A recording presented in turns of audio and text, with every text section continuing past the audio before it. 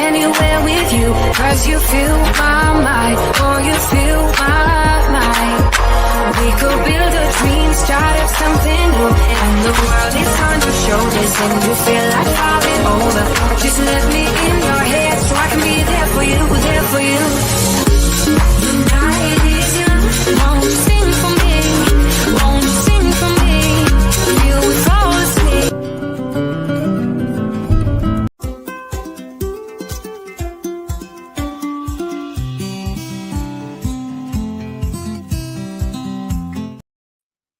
Hello, everybody. Welcome to VC Masters on the Pod TV network. I'm Nick Palavita. I will not be your host today, but I will introduce the host and also our special guest, because today we're going to be talking about a very important topic for all the financial advisors out there, of course, because you got that letter from New York that you better be looking at this, and also all the attorneys are listening to this.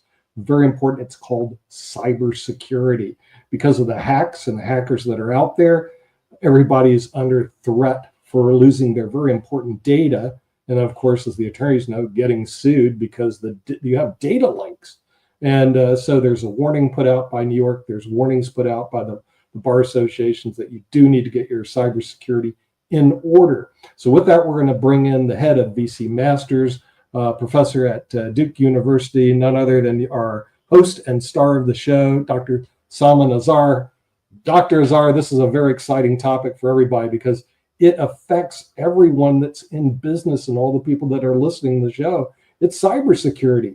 When I was taking the bar classes, they just hit us up with they're mandatory classes now in cybersecurity. But a lot of people go, okay, we know it's a problem now. What do we do?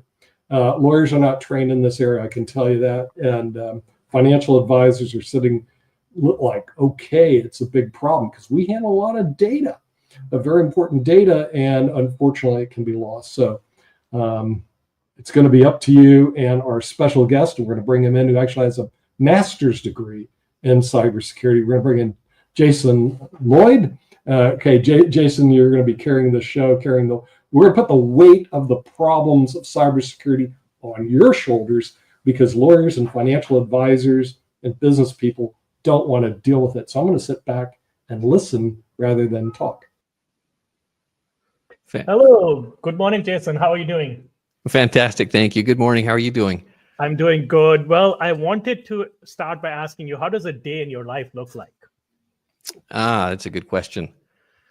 Right now, we recently went to market with our product, Signum Insights. So we're currently in the marketing phase, trying to build brand awareness and help people realize what is the importance of the Signum Insights product is a risk assessment, and it's a SaaS product to help clients be able to get to what they need to do and what problems they need to address and prioritize how they're going to address it. So in my life right now, it's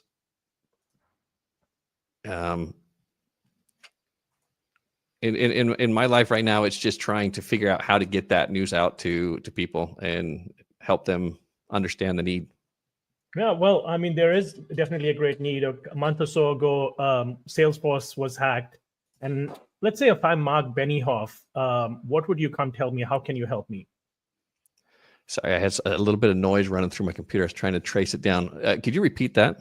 Yes. So I was saying that Salesforce was hacked a month or two ago, and Mark Benioff, who's the CEO of Salesforce, if you get to meet him, what would you tell him? How can your insights help him? That's a great question. I think the best way I can respond to that is probably with a little bit of a story to give you a little bit of context. I did a risk assessment for an ag tech business that was doing vertical farming, and they were growing wheat, grass to be able to feed the cattle and to feed cattle. They would take vacuum seed up, move it into a tray, lay it out there, and it would go through these loops. And through these loops, it would go through different stations where it would be watered. It would have different light, and it would go through until at the end of 6-7 days, the grass is about 4 or 5 inches tall, and it would dump it out, and they would feed the cows. And because in China there was a lot of people that needed to find ways to be able to find food for their animals without a lot of space, to be able to save water, be able to save on space. This was something that was a special interest to them. So the FBI had gone to the CEO of this ag tech business and notified them that China was actively trying to steal their technology, figure out how to do it, replicate it, and build their business over there. And they advised the CEO to protect their assets, to protect their data, to take more steps to try to be secure. So when I went and did the risk assessment for them, the interesting thing is, as I'm sure is with Salesforce, I'm sure is with a lot of these companies, is this particular company had pretty decent cybersecurity hygiene. And by decent hygiene, I mean they had badge scan access to be able to come into the building. The first main floor was public access. Anybody could come in. But in order to get to the second floor where the employees were, where the data was, the information was, you had to have a separate scan access as well to be able to get up to it. And they kept the building on lockdown. So they had a lot of the good best practices. But what I found when I went and did the risk assessment is their lobby had manholes that were connected to the parking lot. So even though you had your building locked up and secured, somebody could come in on the weekend, drop down one of the manholes and pop up into the building and bypass the security. And it didn't stop there, but you also had a plant wall, because being in the ag tech business, they put a lot of weight into the presentation, make it look really good. They had this plant wall that was 2 stories high that was right next to the catwalk on the second floor access. And in order to keep that plant wall doing well, they had to water it, and they would have a scissor lift that they kept plugged in with the keys inside the scissor lift. And anyone that could come in could turn on the scissor lift, and it would take you right up to the second floor access. So as much as they had best practices as far as the badge scan access, having separate layers from the public areas, they were still very much breachable.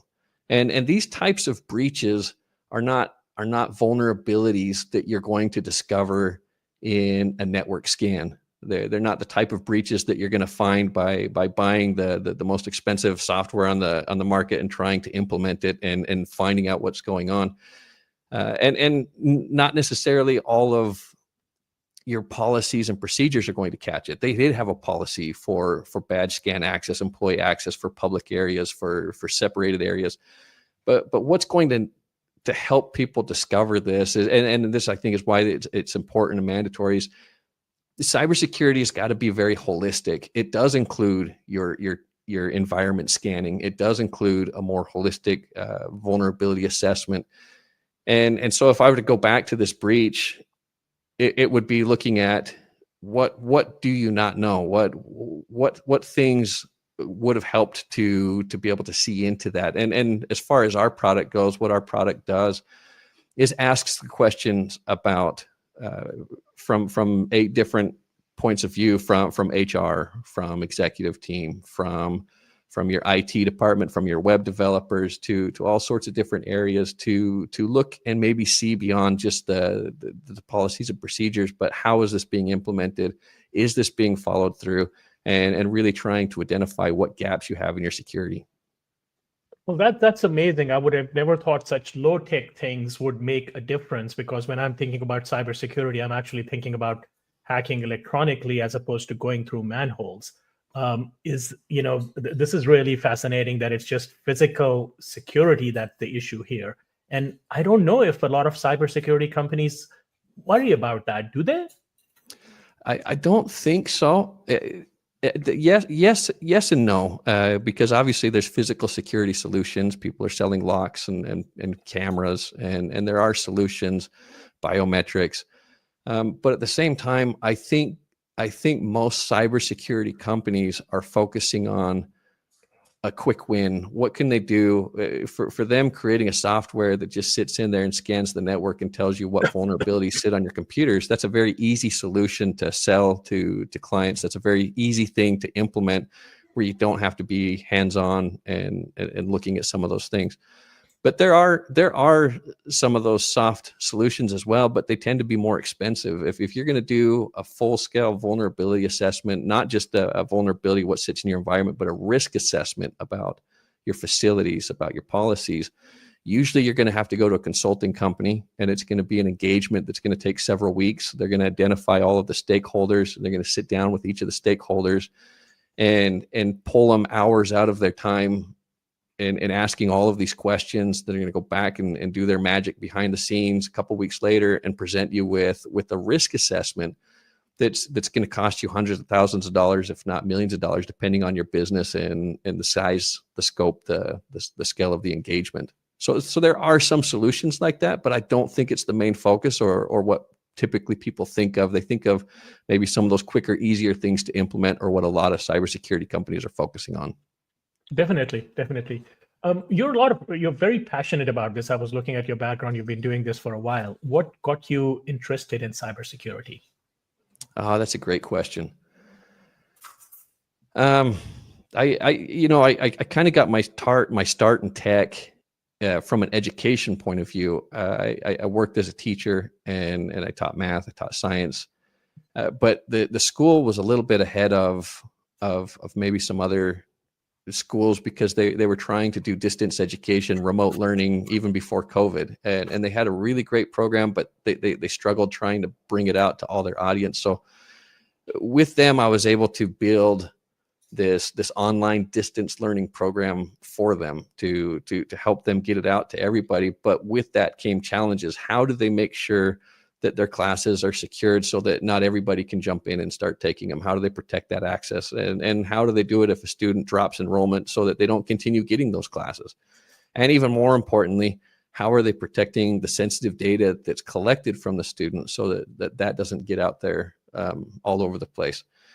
And so from there, I think it started to spin some wheels in my mind a little bit and open up some opportunities with cybersecurity. And I started studying a little bit more, go back to school, get my master's degree, and really engage. But something that's fascinated me is the opportunity in this field. As much as we talk about cybersecurity all the time, there was a survey in October 2022, the McKinsey survey, that estimates there's only 10% of market penetration from cybersecurity solutions to the people that need to implement it. There's a lot of opportunity. It's still relatively new, and a lot of work needs to be done. So when I look at what can I do to make a difference, or where can I go, to me, cybersecurity is a field that needs a lot of work. It needs a lot of I don't know, mining in a sense, to go in and start, digging through and finding a way to provide these solutions to the people that need it most. Definitely. So tell me a little bit about your journey. How did you, when you got interested in this and you worked on this distance learning project, what kind of challenges did you run into or give me an example of one of the things. Let's say if somebody drops out and they can continue learning, how did you stop that? Or if somebody, probably there was some testing, somebody hires a pro to take the test, and there are like people who make a business around just taking the tests. How did you prevent those kinds of challenges? Yeah, authentication and good third-party providers.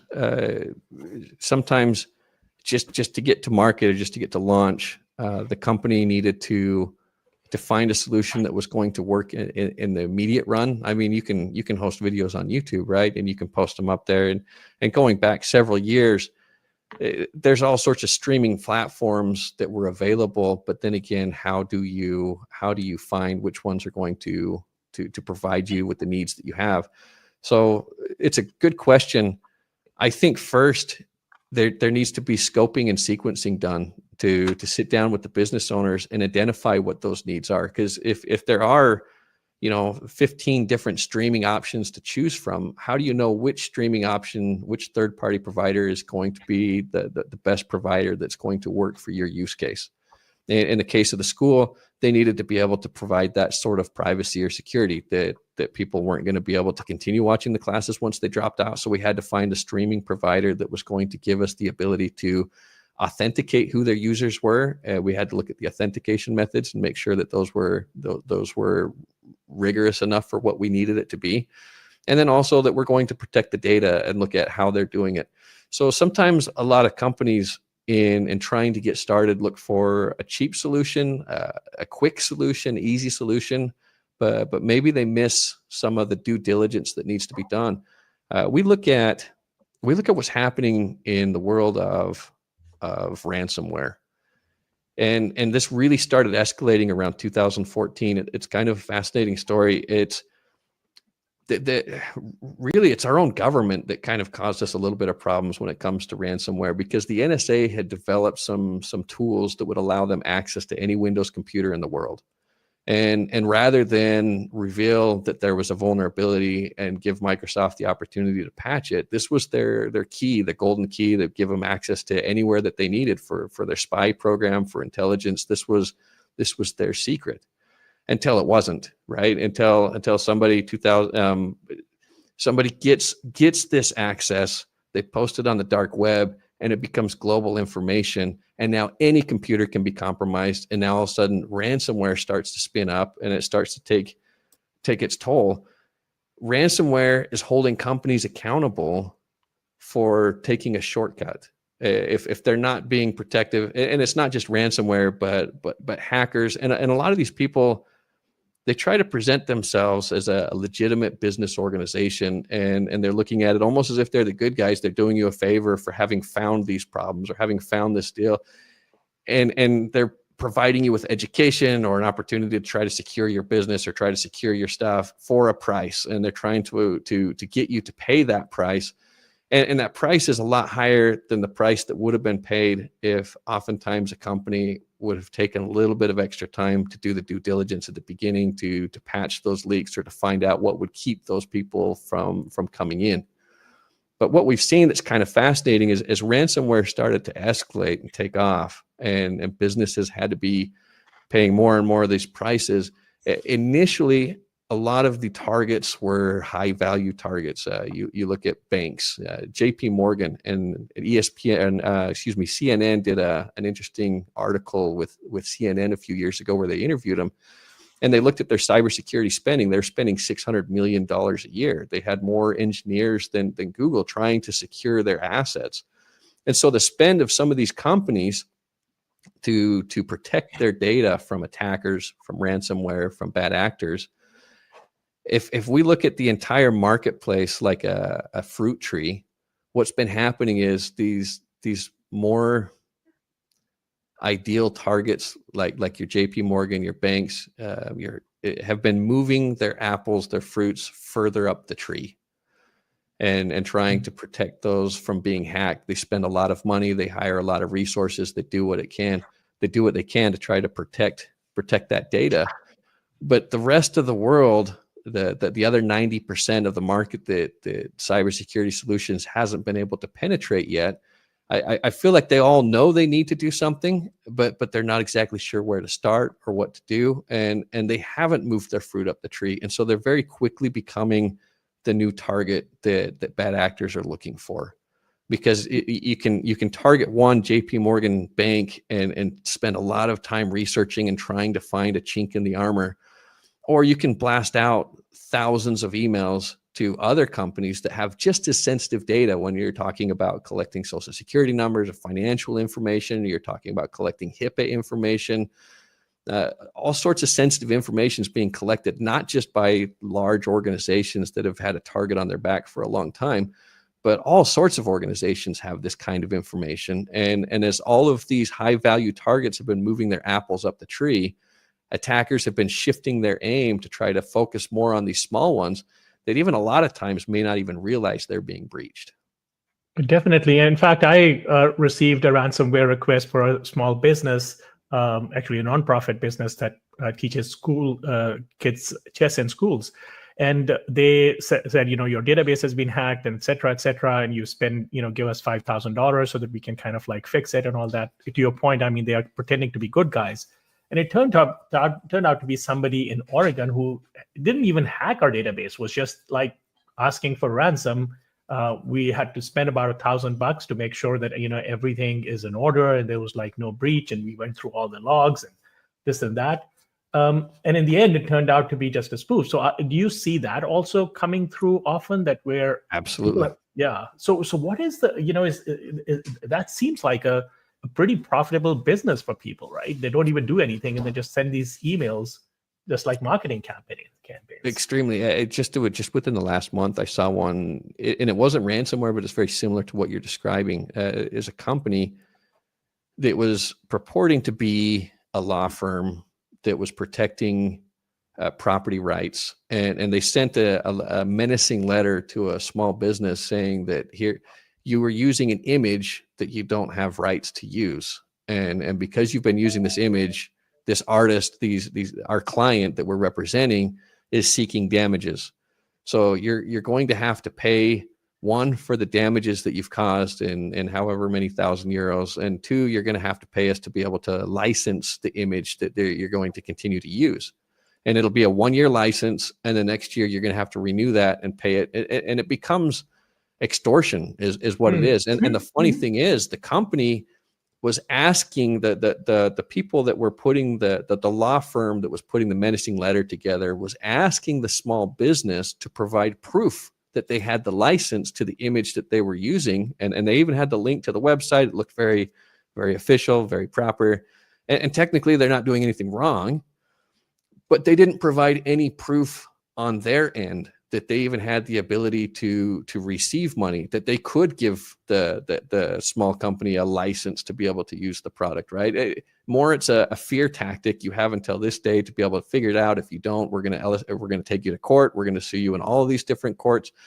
And the small business, and in this case, they were protected because they were very careful with their history. They had the license for every single image that they had downloaded. They didn't do anything wrong. There was nothing that they were going to lose in court. There was no risk for them.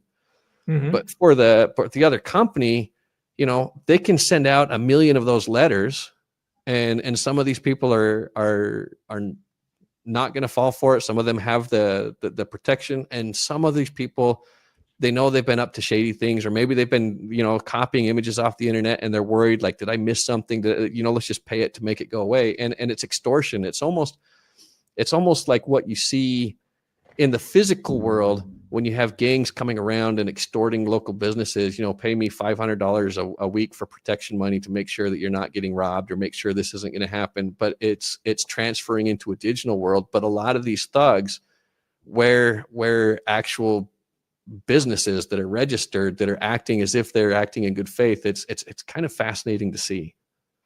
Yeah. So what's really strange about this is a law firm doing that, and that's what really gets my goat, is that they know the law better. So isn't this like illegal for the law firm to do this extortion? I'm sure it is, but who's going to hold them accountable, right? That's the question. If they send that out to thousands of people, and some people are just going to look at it and ignore it. Some people are going to look at it and say, okay, here's my proof. And some people are going to panic and pay the money, but who's going to take the time to go after the company and hold them accountable for what they're doing? Yeah. That makes sense. Let's come to physical security. You give the example of manholes and being able to physically break into it, and that reminds me of that Mission Impossible scene where Tom Cruise kind of goes through the ceiling and the HVAC units and so on and so forth. How else are people able to break into physically break into secure systems, and what can be done to prevent that? That's a great question. There's all sorts of different ways it can be done. And something just came to my mind thinking about it is, if you even have somebody that's working on a computer next to a window, they want to have a good view or whatever. And even if you have your screen open and it's got sensitive information, somebody's going to go through, they can peek through or pull some of that information off there. What do you have that's visible to the outside world? What do you have that's visible even inadvertently? That's a physical thing that can be a problem. And sometimes something as simple as tinting the windows or planting bushes or shrubs to be able to create a distance between the window and the outside, so people aren't able to go in and get that information. That's something that can happen. You also see it all the time when you have a secure facility and you have third-party contractors that need to come work at the facility. and trying to make sure that they have a key access, and you don't want them getting locked out of the building, or they show up and they start working on it and they'll put rocks in the doors to wedge them open or to hold them open, and now you've got a door. It's not even Mission Impossible going through a manhole, but just walking through a door in and out that's been propped open because you have third-party people that maybe don't have the access or haven't been trained. And the other one that this is kind of interesting is you'd be surprised, and maybe you wouldn't, but sometimes the easiest approach is just to walk in and pretend like you know what you're doing. You're where you're supposed to be, and people don't ask questions because they're maybe timid or shy, or they don't want to interrupt you or embarrassed to ask. So sometimes just walking through with confidence, just saying you're supposed to be there, you know what you're doing, and just going through and getting the information, and people don't ask questions or don't stop them, or sometimes even you have internationals that come through and just pretend like they're ignorant, just taking photos and they don't speak the language or they don't understand, but really they know exactly what they're doing, and they're trying to get as much information as they can to be able to replicate that overseas. Yeah, that reminds me of Frank Abagnale, I believe was the name. It was played by Leonardo DiCaprio in a movie, Catch Me If You Can, that he had like lots of things that there was like, he was an imposter basically who was an extremely bright guy that did a lot of different things and just got by just walking in with confidence. And I think there was another TV show that was back in the 20th century. I'm dating myself now, called Pretender, where basically this guy is that's what he does for a living, is that he pretends to be what he is not. I often think about janitors and cleaning staff. They have usually access to a lot of places. How are they monitored? Because if I'm working in a highly secure facility, somebody has to clean things. I'm not going to do that. Isn't that a big vulnerability? How do you get around, how do you prevent that? Absolutely. It's a great question. And it's got to come down to vending, right? Vetting your vendors, finding out, who are you hiring? What are their hiring practices? And it might cost a little bit more money to find janitors that are doing background checks on their employees. It would be worth asking the question, what are your policies and procedures? What things are you going to do to protect our information when we're doing it? And what kind of access are you providing them? What kind of keys do you give them? Do you just have them cleaning the public spaces? It all comes down to scoping and scoping the engagement, looking at how much access you're going to be providing them. What does that give them access to? And then also, what are they doing to assure me? What assurances are in place? What practices do they have? What are their policies? So even in a janitor company, there's ways that cybersecurity becomes important for hiring practices, for their policies, for how they can provide assurances for the companies that they'll be working at.